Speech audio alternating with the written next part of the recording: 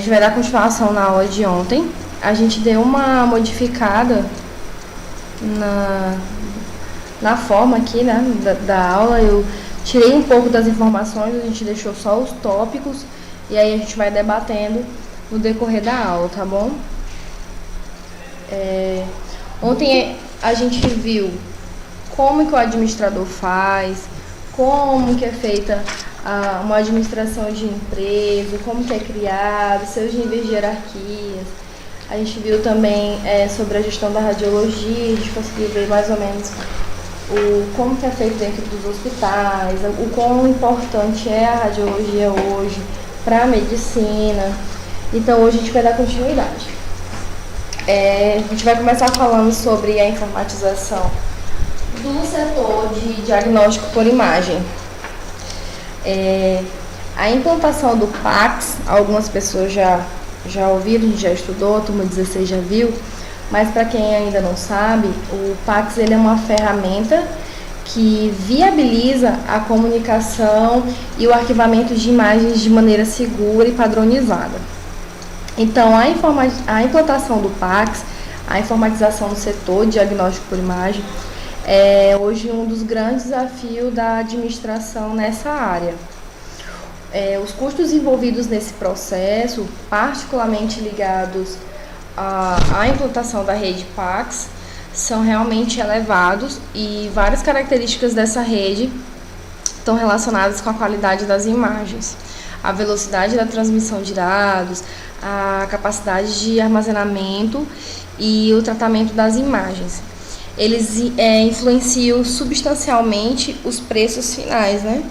Mas, uma vez, estamos diante de um grande problema, aliás, como parece ser comum no segmento hospitalar, de, por exemplo, o que contratar, de quem contratar, como e quando contratar e se há recursos humanos disponíveis. O PACS, ele é um sistema implantado que os hospitais eles compram, né, eles pagam pelo serviço, e então não são todos os hospitais que têm esse tipo de sistema.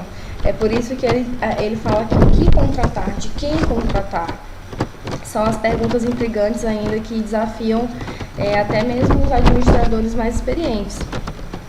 Mas aí a gente vai falando, vai continuando, a gente começa a falar do controle de materiais e insumos utilizados nos exames. Deixa eu passar aqui para o próximo slide que fala disso também. Os principais materiais, aí a gente fala, né, diagnóstico, eles são utilizados na realização dos exames. Eles preocupam inicialmente os seus elevados custos, que necessitam ser repassados ao preço final dos exames, ou de alguma forma, cobrado nas empresas por convênio. Considerando já elevados custos dos exames, o acréscimo representado por esses materiais, podem muitas vezes tornar inviáveis certos procedimentos, porque o custo de manter aquilo ali é muito alto. Alternativamente, tem surgido em alguns segmentos medidas que visam atenuar este custo, que são, por exemplo, os principais materiais de insumos utilizados no radiodiagnóstico hoje são os filmes radiológicos, se ainda for em radiografia convencional, os meios de contraste, que a gente falou ontem, que ainda são utilizados, são essenciais em alguns exames, na tomografia, na ressonância, na medicina nuclear, os dispositivos de armazenamento de imagens, que são os CDs, os discos ópticos e as fitas magnéticas, né? Hoje, com a radiologia digital, a gente também tem os HDs, enfim. Os catéteres, que são os instrumentos descartáveis, mas aí vocês vão olhar para mim e dizer assim, mas eu vou utilizar catéter para quê, Carol, se eu vou só fazer um exame? Mas quando você precisa aplicar os meios de contraste, né, que são radiofármacos no seu paciente, você precisa usar uma agulha, uma seringa, então você vai usar um catéter, tá? Os materiais utilizados nos procedimentos de intervenção e na assistência de enfermagem, né, que é esse que a gente utiliza. A gente utiliza álcool, a gente utiliza algodão, enfim. Os filmes radiológicos, o pessoal da turma de 16 a gente já estudou sobre isso, Eles devem ser armazenados em locais livres de umidade, né? Não pode ter nenhum contato aí com água, algo líquido. Um abrigo totalmente escuro, não pode ter nenhum fio de luz e nenhum tipo de radiação ionizante. As caixas devem ser estocadas, né, na posição vertical, deve ser observadas as datas de vencimento, se estão no prazo de validade. A gente viu também que o cuidado com o filme radiológico é necessário, porque além de ser um material caro, ele é um material totalmente sensível a qualquer tipo de luz, até mesmo aquela luz vermelhinha que fica lá dentro da câmara escura, se alguém já teve a oportunidade de ver, aquelas luzes elas passam por testes para saber se está adequada ao ambiente, porque se ela estiver acima do que é para ela estar, ela vai queimar o meu filme, a gente chama de queimar o filme. A administração dos recursos humanos. Perdão, deixa eu só finalizar. A gente estava falando dos meios de contraste. Ele também deve ser armazenado num abrigo que não tenha luz nem radiações ionizantes e ser usado imediatamente após a abertura do frasco. A gente não pode abrir antes de realizar o exame. Você abre na hora que você está lá pertinho da veia do paciente, porque antes do paciente entrar para fazer o exame, tem primeiro um enfermeiro ou um técnico de enfermagem que vai fazer lá bonitinho, vai colocar na veia do paciente, vai ficar lá do lado de fora só para você ir lá com a seringa e aplicar o radiofármaco, tá? Vocês não vão furar a veia do paciente, não. A gente tem um técnico ou um enfermeiro para fazer isso, tá bom? Então, quando você vai aplicar o meio de contraste, você quebrou, colocou na seringa e já vai aplicar na veia do paciente. O aproveitamento em média tem até 4 horas depois da abertura do frasco, desde que mantidas as condições de asepsia, né, e de proteção às contaminações. Os contrastes, eles não podem ser administrados sem antes interrogar o paciente. Por quê? Tem paciente que é alérgico, existem vários tipos de radiofármacos, a gente vai ver isso mais pra frente. Mas tem paciente que é alérgico, então ele não pode usar um radiofármaco iodado, por exemplo. E o uso dele deve ser totalmente contraindicado na presença de manifestação adversa, né? Pelo uso da substância. O paciente passou mal. Normalmente, antes do exame, é aplicado neles um antialérgico, né? Porque os radiofármacos, às vezes, eles causam, sim, efeitos colaterais. Então, já é aplicado um antialérgico no paciente para tentar amenizar esses efeitos colaterais. Aí agora a gente vai falar, né, sobre a administração dos recursos humanos. A gente começa aí pelo médico radiologista, que é um médico de formação generalista, registrado, né, no competente Conselho Regional de Medicina, o CRM, com um título de especialização, obtido no Colégio Brasileiro de Radiologia, que é a CBR, e diagnóstico por imagem. Entre as principais atribuições do médico radiologista, a gente pode destacar que é supervisionar a proteção radiológica, realizar procedimentos radiológicos de intervenção, realizar ou supervisionar exames radiológicos realizados com os meios de contraste. Normalmente a gente tem que ter um médico ali próximo da gente quando a gente for aplicar os meios de contraste no paciente, porque ele pode ter algum tipo de reação. Supervisionar a realização de exames nos diversos equipamentos, emitir os laudos, né, que a gente já falou, que só eles podem laudar os exames, em todo procedimento radiológico realizado dentro ou fora do centro diagnóstico por imagem. Até aqui alguém tem alguma dúvida, alguém quer falar alguma coisa? Pode continuar então, né? Agora a gente vai ver sobre o tecnólogo ou o técnico em radiologia, né, que são profissionais com formação especializada em técnicas radiológicas, nível de graduação, que é o tecnólogo, ou nível médio técnicos, né, que é o nosso curso, devem estar registrados no Conselho Regional de Tecnologia, o CRTR. que a gente também chama de CONTRAS, né? A jurisdição em que pretende trabalhar. Entre as suas principais atribuições, que são as nossas atribuições, vem realizar os exames, simples ou com meio de contraste, sob a supervisão do médico radiologista. Lembrando que o médico radiologista, ele vai estar lá para supervisionar a gente. Às vezes ele nem vai estar dentro da sala com a gente, ele vai estar no mesmo ambiente hospitalar, mas não vai estar dentro da sala de exames com a gente. Mas a aplicação dos meios de contraste somos nós que fazemos. A gente vai operar diversos equipamentos para obtenção das imagens, né, dos exames, nos diferentes métodos, como a radiologia convencional ou a digital, que é o raio-x ali, a radiologia especializada, que pode ser a tomografia, os exames nos leitos de centro cirúrgico, que é a ação hemodinâmica, e a ressonância magnética. Atuar no nível de usuário na rede PACS também vai ser a gente que vai fazer, nos processos de armazenagem, de comunicação de imagem, diversos outros postos, e no tratamento das imagens de estações de serviços. É a gente que faz também. Aí a gente que vai lá, a gente que põe no sistema, então é tudo radiologista que faz. A gente também, hoje não mais, mas antigamente se tinha muito, porque hoje com o avanço da tecnologia, a gente quase não tem mais lugares com câmera escura, né? Que ainda fazem ali o procedimento de revelar o filme de forma ainda antiga, né? Na forma convencional. Hoje a maioria dos lugares ou já é digital ou é semi-digital. Mas quanto nós tínhamos, e alguns lugares ainda tem, principalmente no interior, o auxiliar de radiologia, que é o profissional de nível médio.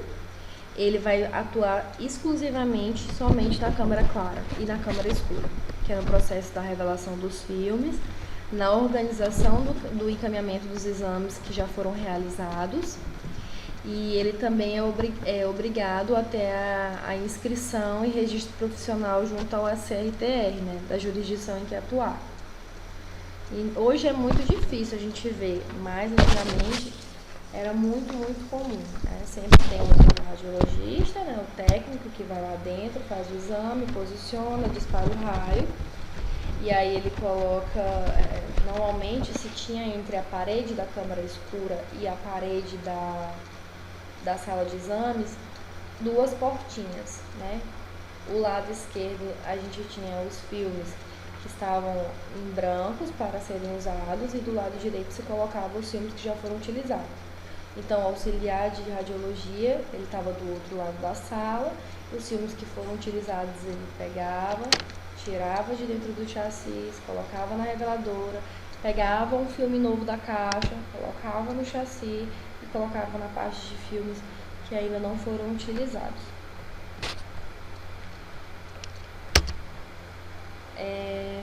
Falando também do enfermeiro, né, do técnico de enfermagem, o auxiliar de enfermagem.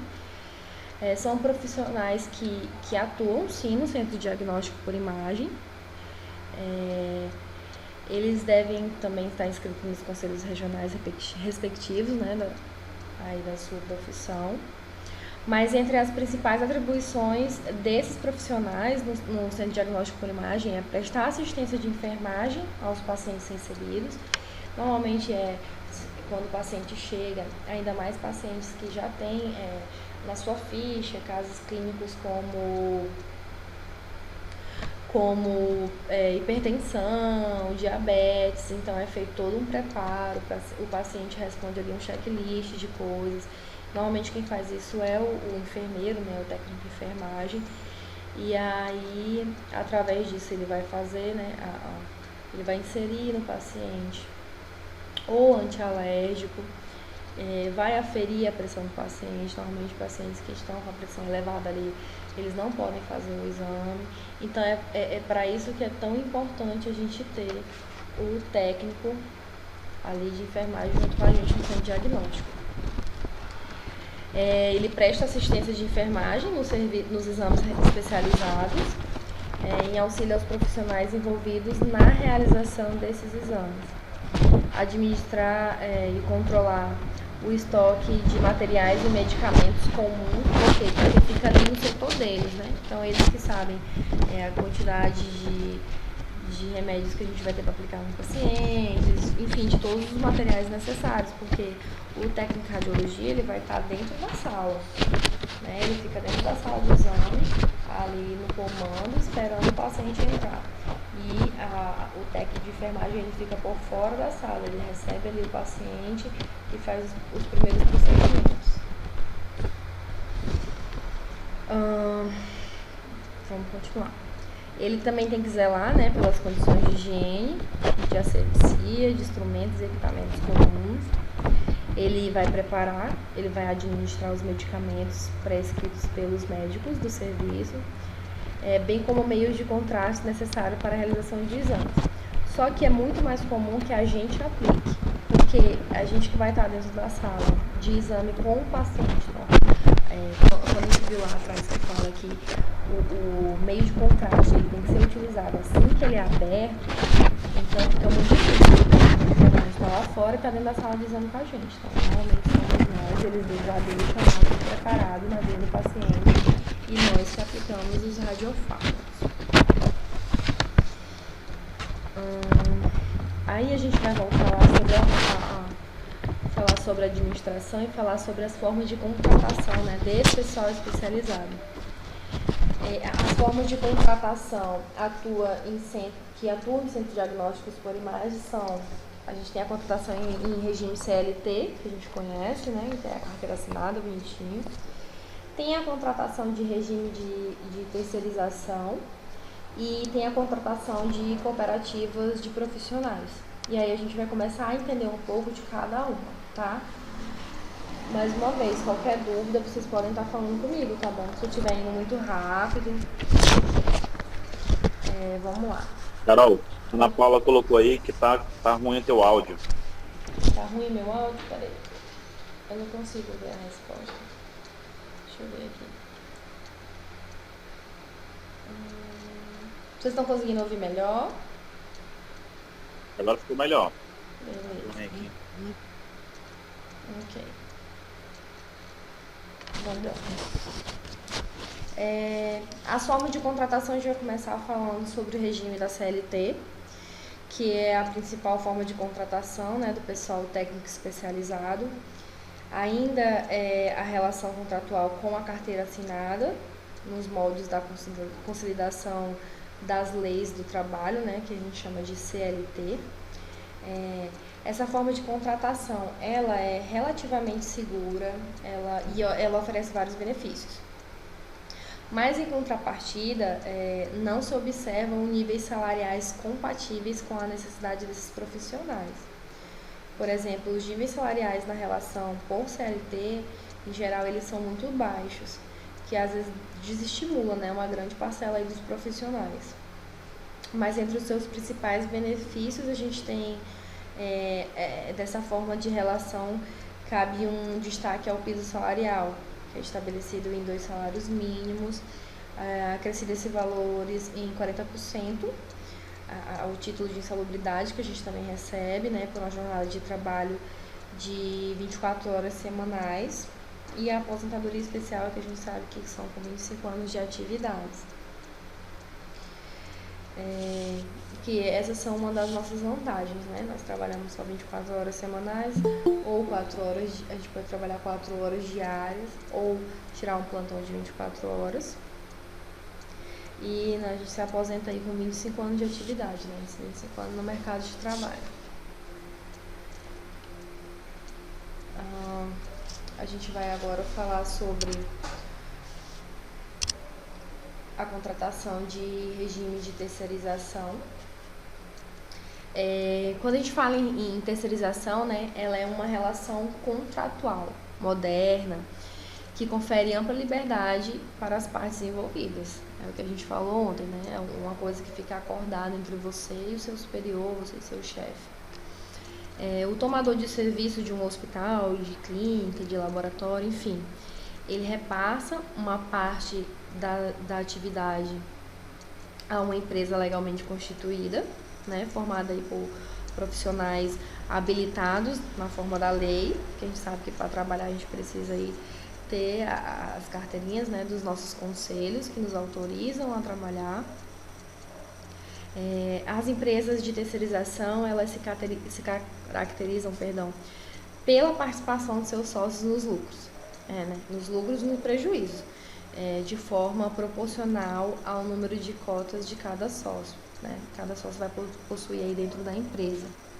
Impostos como INSS, ISS, CONFINS, imposto de renda, eles são cobrados os percentuais definitivos pelas formas das leis legais, mesmo sendo um regime de terceirização. Mas uma das grandes vantagens aí da terceirização é a livre negociação do valor do serviço prestado, que a gente estava falando ontem, né? Que às vezes você entra com um valor na carteira, mas aí o teu chefe conversa contigo e ele fala para ti que ele vai te pagar mais, mas que ele não vai alterar, né? Como que tá lá. Mas vocês negociaram, então é isso que a gente fala da grande vantagem da terceirização, que é a livre negociação. Porque a prestadora, a empresa que presta, né, que apresenta o seu lucro e o seu tomador de serviço, aceita ou não.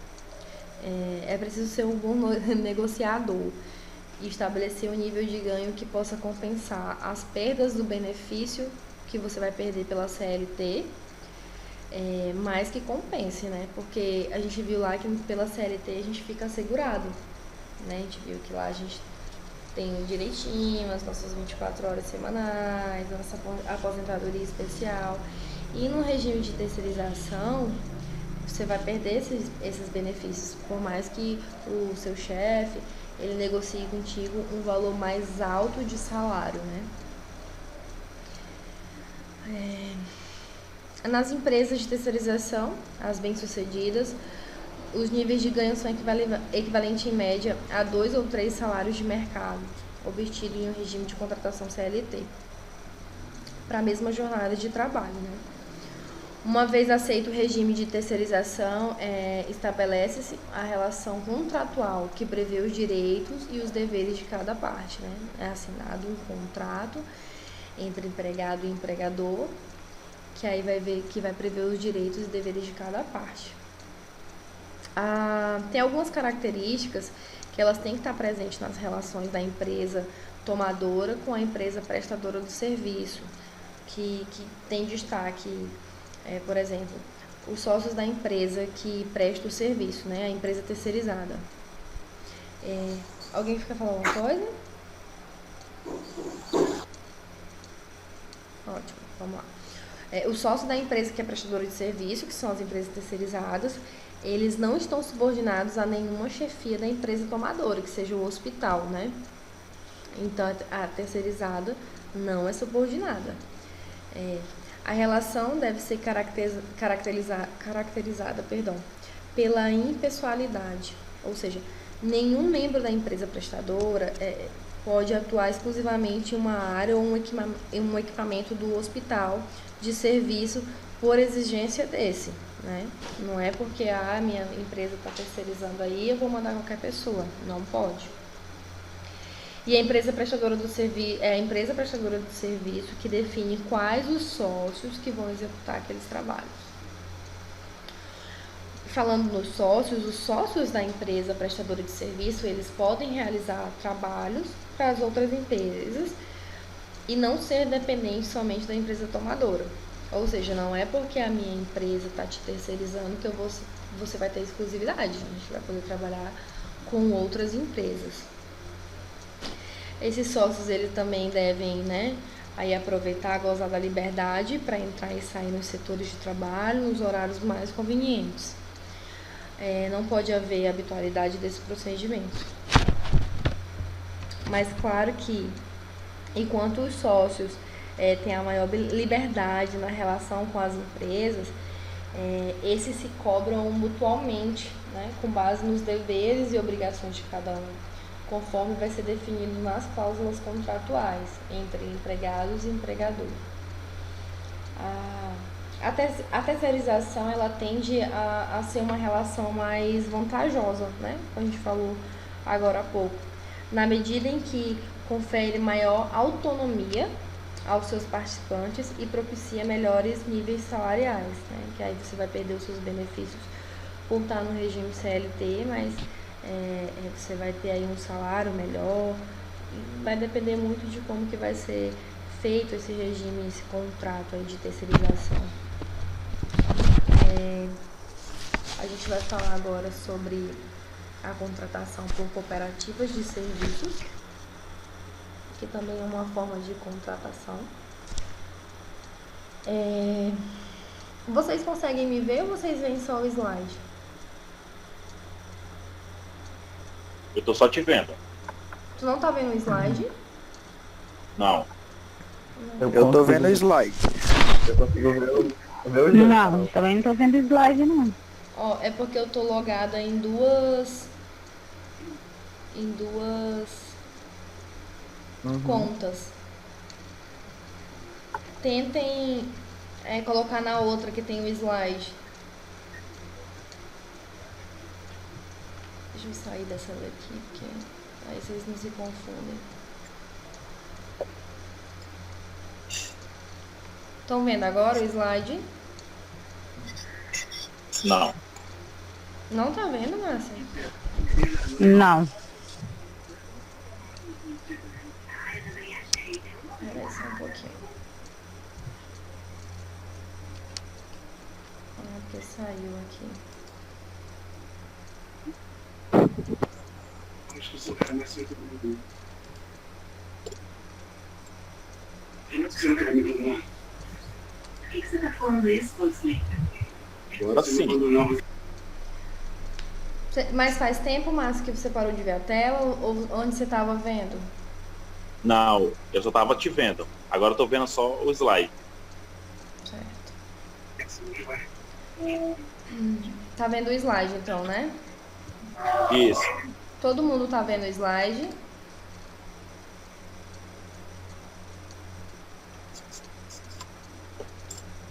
Fogo. Estou, agora eu tô vendo. Tá aparecendo aí pra todo mundo, contratação por cooperativas de serviço. Isso mesmo.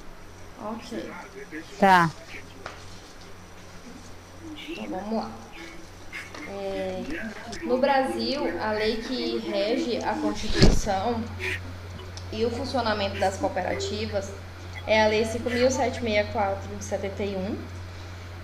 Nela são estabelecidos os princípios de criação e gestão de todas as cooperativas, quaisquer que sejam os seus segmentos. Essa lei ela estabelece no artigo 90 que não há vínculo empregatício, né, entre o cooperado e a cooperativa, pois a relação do cooperado com a cooperativa é de dono.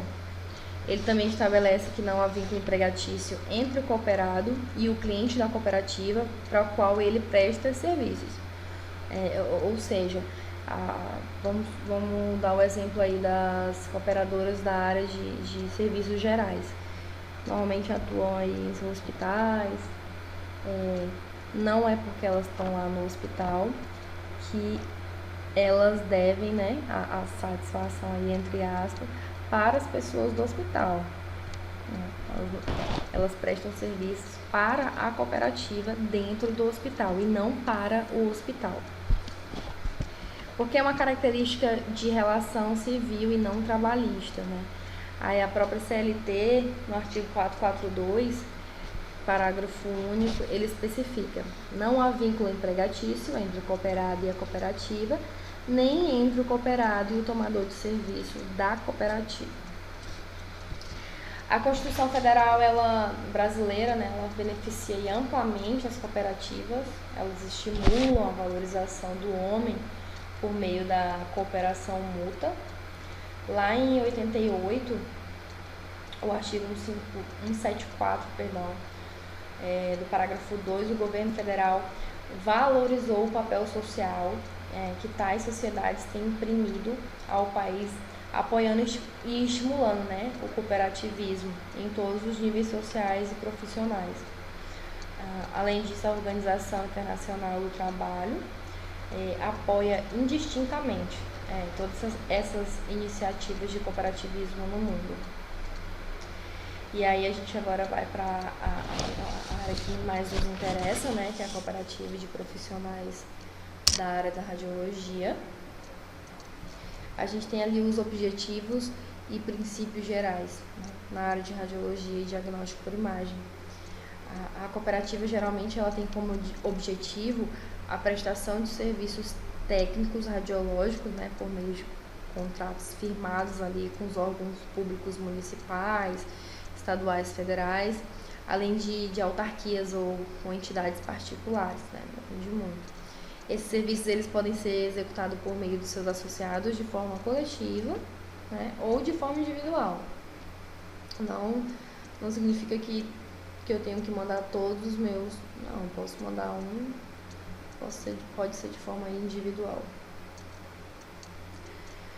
Assim como todas as áreas, as cooperativas da nossa área, né, da radiologia, os associados são denominados cooperadores, né, assumem as obrigações decorrentes das deliberações tomadas pela cooperativa. Ou seja, da mesma forma, se a gente tem um contrato com cooperativas, mesmo que nós vamos lá trabalhar dentro de qualquer hospital que seja, nós devemos à cooperativa e não ao hospital. Nós trabalhamos para a cooperativa e não para o hospital. Vamos lá. Quando o profissional ele adere a uma cooperativa, né, ele vai expressar aí uma livre vontade de participar da sociedade, buscando o engrandecimento profissional ou participando de negócios dessa sociedade. Por isso é tão importante, né, que ele tenha aí acesso ao estatuto social da cooperativa, que para ele conhecer todo o regimento e funcionamento da sociedade, né, os seus direitos, as suas obrigações e as oportunidades de prestação de serviços aí em seus clientes. Para que a gente possa ingressar na cooperativa, o associado ele deve preencher os requisitos previstos, né, em um estatuto específico e não pode estar impedido legalmente. Por outro lado, a exclusão de um associado pode ocorrer na hipótese de haver dissolução, né, da pessoa jurídica, morte da pessoa física, ou incapacidade civil, ou quando o cooperado deixa de atender os requisitos estatutários de ingresso ou de permanência na cooperativa. Geralmente é estabelecido um número mínimo de associados, né, para a manutenção da cooperativa. O capital social, né, ali a espécie, né, o dinheiro, é subdividido em partes, né, são cotas, são compradas pelos associados. Essas partes ela deve ficar cada uma no seu nome, elas não podem ser negociadas e elas também não podem ser transferidas a quem, por exemplo, não faz parte da sociedade. O associado responde pelas obrigações, né, contraídas pela cooperativa até o limite do valor das cotas de capital por ele subscrita. Então, cada sócio tem um peso X, né, na questão das cotas. Então, não podem ser ultrapassados. Isso tem que ser subdividido. Assim como o dinheiro, assim como a responsabilidade. Eles têm a responsabilidade também de desempenhar as suas funções, né, rigorosamente dentro dos contratos firmados pela cooperativa, seus clientes nos padrões por elas estabelecidos. Também deve cumprir fielmente as disposições legais e regulares referente ao exercício da sua profissão. Em especial, o código de ética aí, que é estabelecido pela classe. E aí eles devem zelar pelo patrimônio moral, material da cooperativa, devem contribuir com as taxas de administração da cooperativa, né, com rateio aí das perdas, se houver. Enfim, devem obedecer ao determinado em estatuto, regimento interno, né, nas observações aí da lei. Por outro lado, eles têm direito de participar de assembleias gerais, discutindo, votando, né, os assuntos que nela forem ser tratados, assim como votar e se eleger a qualquer cargo eletivo da cooperativa. Eles podem ainda participar de todas as atividades, né, que constituem o objeto da cooperativa e operando em todos os setores, na razão do serviço contratado. Mas cabe à cooperativa criar departamentos de atendimento aos associados, né? Eles promovem aí a informação necessária para o bom relacionamento entre os cooperados e a administração da sociedade, como estabelece tantos canais de comunicação, quando forem possíveis, né, para disseminar ainda mais os princípios e a educação cooperativista. Só para finalizar aqui as cooperativas na área da radiologia, geralmente constitui-se aí de atividades secundárias de cooperativas de profissional da área de radiologia e diagnóstico por imagem, o fornecimento aí dos materiais radiológicos, livros, aparelhos ou acessórios necessários ao desenvolvimento da profissão, estudo, pesquisas relativos ao aprimoramento profissional, por exemplo, dos cooperados, a realização de cursos, a gente participa aí, normalmente eles dão participação em seminários, em congressos, né, debates aí ou outros empreendimentos culturais na nossa área. Então eles tentam ali nos manter da forma que a gente está na cooperativa, nos influenciando, né, nos incentivando, nos dando ali toda a assistência de estudos, de cursos, de aprimoramentos, enfim. Essa foi a questão mais administrativa que a gente aprendeu. A gente vai começar a falar, a gente ainda tem aí mais uns minutinhos, então a gente vai começar logo a falar sobre as áreas médicas, que eu quero que vocês vejam, tá? Só um pouquinho. Alguém tem alguma dúvida em relação à parte administrativa? Carol, nessa parte aí tem uma sigla que se encaixa na segurança do trabalho, que a pessoa tem um ano 2 anos que ela não pode ser demitida nesse período. Ela assim, eu não lembro o nome. É a CIPA, Felipe. CIPA, isso, CIPA. Comissão Interna de Prevenção de Acidentes. Certo. Isso mesmo. Alguma dúvida?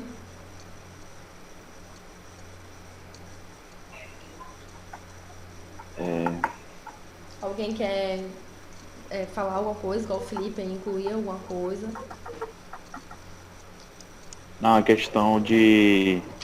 Então, pelo que tu falou aí, tu estava explicando, compensa mais você se filiar à cooperativa, né, do que tu trabalha pela CLT.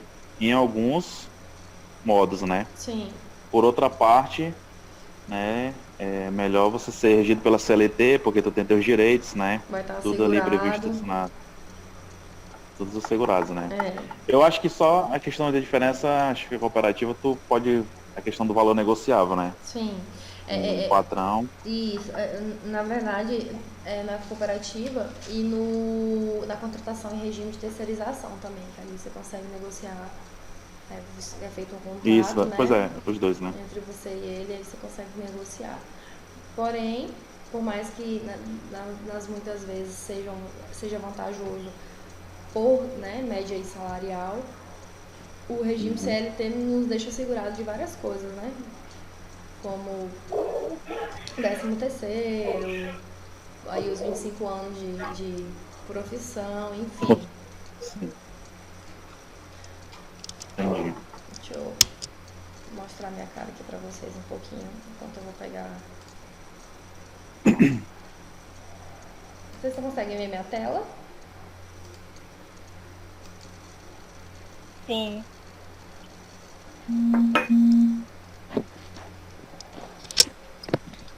Tô conseguindo ver o slide aí direitinho? Sim. Sim, senhora. Senhora. Então vamos lá. A gente vai começar falando um pouquinho, a gente não vai falar tudo porque não vai dar tempo hoje, mas a gente vai falar pelo menos aí 2 áreas médicas. A gente vê aí que a radiologia ela é essencial, como a gente falou ontem, né, na área médica, e que a gente atua em várias áreas da medicina, não somente no raio-x, né? O centro de diagnóstico por imagem aí, ele reflete em várias áreas da medicina. Então a gente vai começar, a gente não vai ver especificamente aprofundado cada uma, mas a gente vai tentar aí fazer um resumo que dê para vocês entenderem, tá bom? A gente vai começar pelo raio-x. Carol? Pode falar. Não, é só. Tu falou a questão de contratações nesse período de pandemia. Como é que tá o mercado para radiologia? Tá Tá bem? chamando bastante também. Tá bem? Estão chamando. Para técnicos, radiologia. Uhum. Teve muita gente contratada, porque eles abriram muito campo, né? Muito campo. E toda e qualquer Entendi. pessoa que ela vai ser internada na UTI, ela precisa passar primeiro por um raio-x.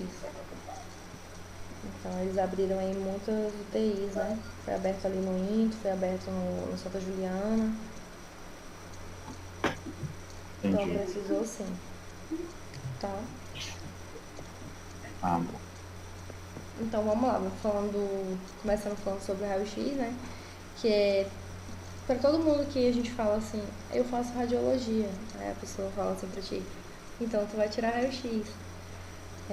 As pessoas acham que essa é a única coisa que a gente faz, né? Que é o mais comum aí pra sociedade. Ou então a gente vai morrer cedo, né? É. É verdade. Verdade. É verdade. Pra quem tu fala que Só apertar botão, né, Carol? Oi? Isso. Apertadores de botão, né? Vai tirar uma chapa, ou tu vai morrer de câncer. É só elogios para nossas áreas, só elogios. Então, a tecnologia, né, que deu origem aí à radiologia médica foi lá no fim do século XIX. Ainda tem grande importância, né, que foi aí através da radiação ionizante que foi possível, né, tirar radiografias aí de diversas partes do corpo, né, evidenciando fraturas e outras anomalias. Também chamado de radiografia. O raio-x é um exame de imagem não invasivo. Não invasivo porque antigamente, né, aí antes Abriram as pessoas, né? eles abriam as pessoas para poderem saber se a pessoa realmente estava doente ou não.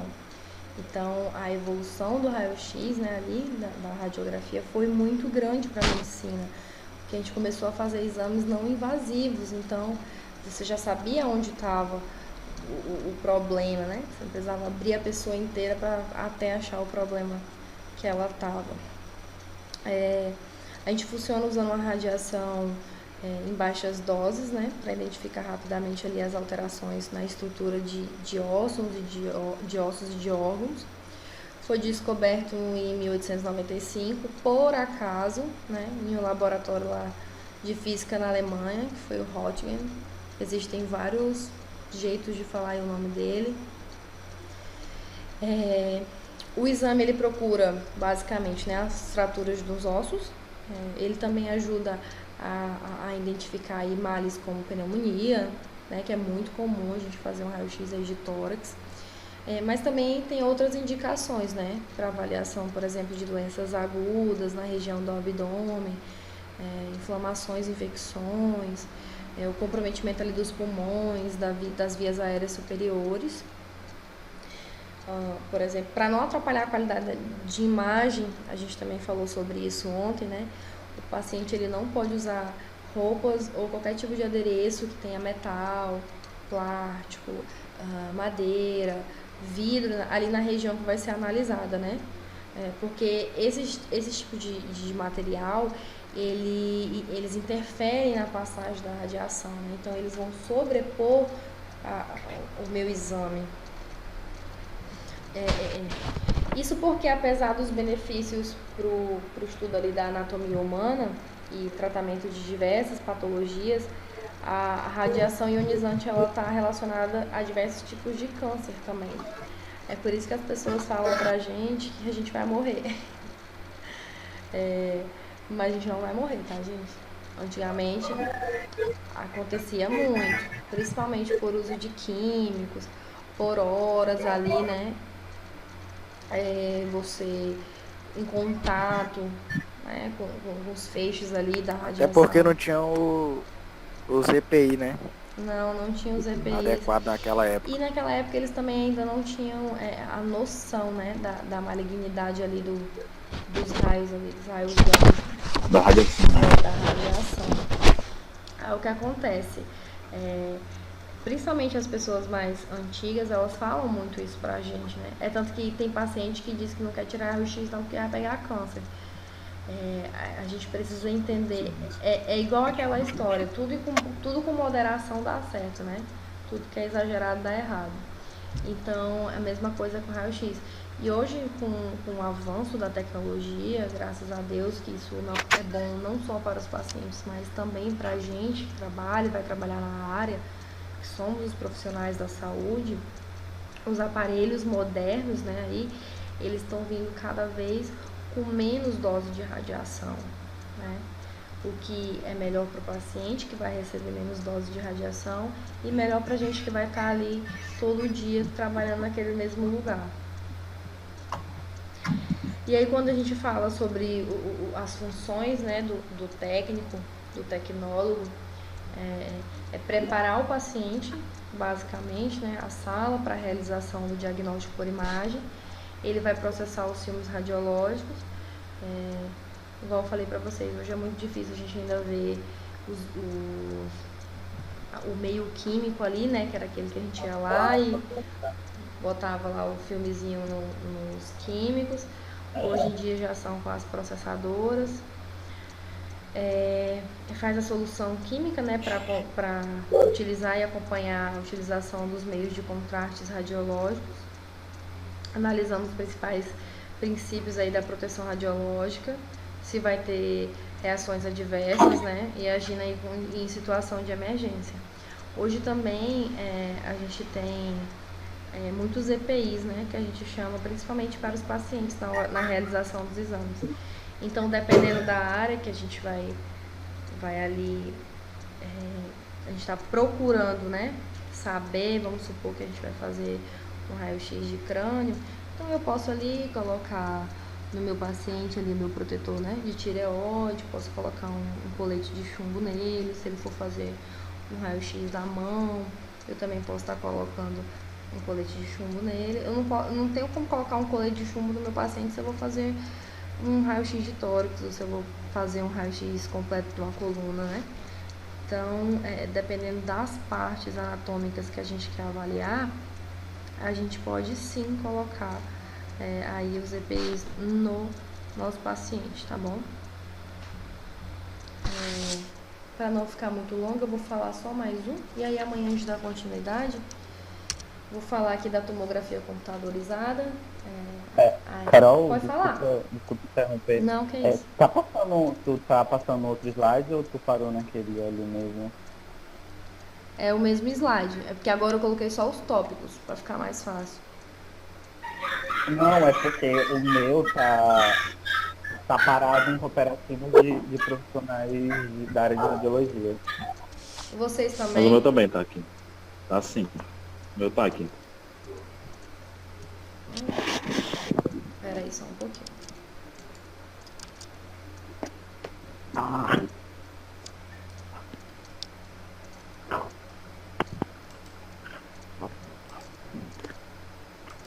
Vai fora, seu chato. Vocês estão vendo agora? Não. Eu tô te vendo. Tá te vendo. Espera aí, porque tá saindo aqui. Espera aí. Eu acho que a internet tá caindo.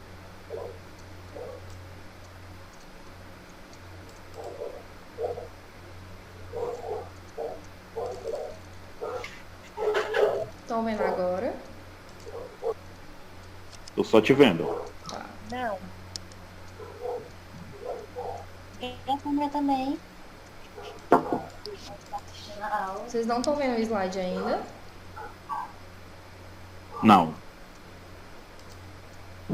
Não. Que estranho. Espera aí só um pouquinho.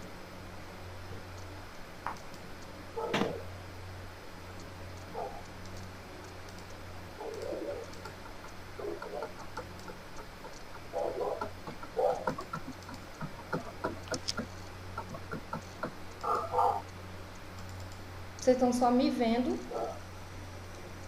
Agora tá tudo escuro. Tô vendo só tua foto. Peraí. Vou parar aqui e iniciar de novo. É porque acabou o slide não, Carol? Não. Inclusive é outro slide. Deixa eu ver. Apareceu aí? Agora tá aparecendo. Não. Ressonância magnética. O meu tá aparecendo aqui. Tomografia computadorizada. Ah, tá. Agora tá. Apareceu para todo mundo? Agora sim, pra mim. Tá. Então a gente vai falar só Sim. hoje por último aí da tomografia e amanhã a gente dá continuidade, tá bom? Ok. A tomografia computadorizada, né? Ainda não foi vista nem pela turma 16, nem pela turma 17. Então, vai ser uma matéria futura aí, matéria com estágio. Lá em 1972, né, o sul-africano Alan Comark e o britânico Hounsfield, eles inventaram o primeiro tomógrafo, né?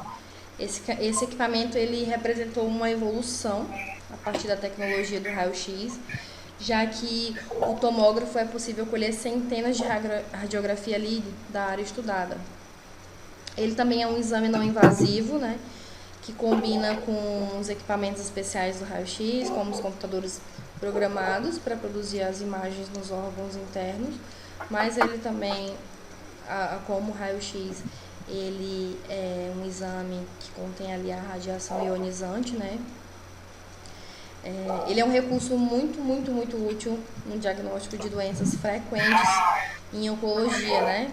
Como a gente também aí como acidentes vasculares cerebrais, né?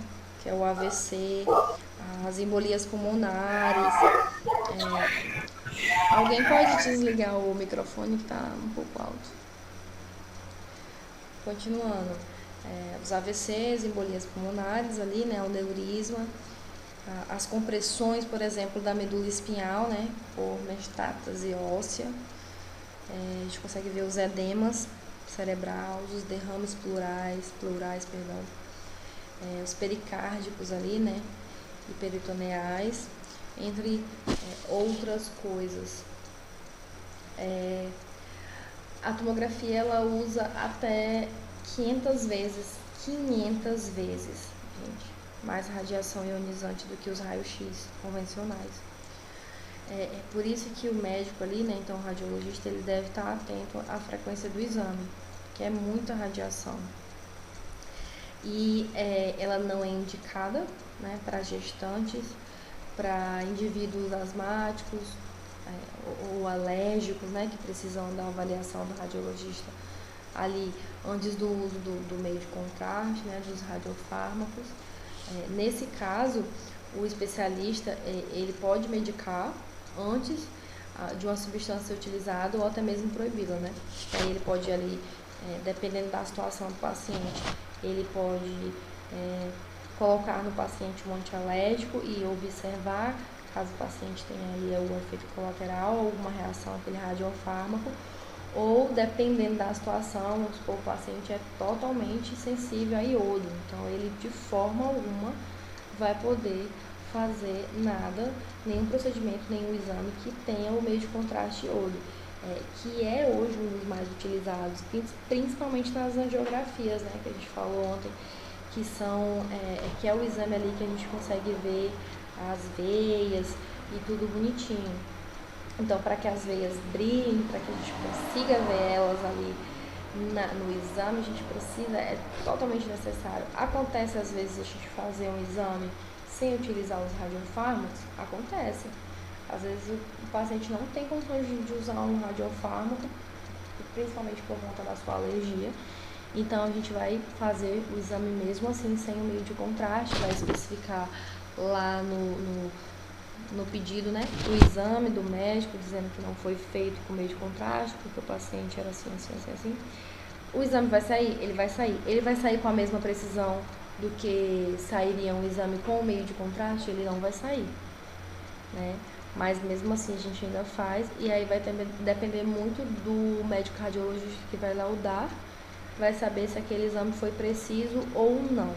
Mas a gente de forma alguma vai expor ou vai botar em risco, né, aí a vida de um paciente quando ele realmente tem alergia a qualquer tipo de medicamento, tá? Amanhã a gente continua vendo essa parte aqui também dos outros meios da área médica, aí, que ainda vem a ressonância, a mamografia, a densitometria, medicina nuclear. Então a gente termina de ver essa parte amanhã, tá bom? Senão a gente vai prolongar muito a nossa aula. Alguém tem alguma dúvida? Alguém quer falar alguma coisa?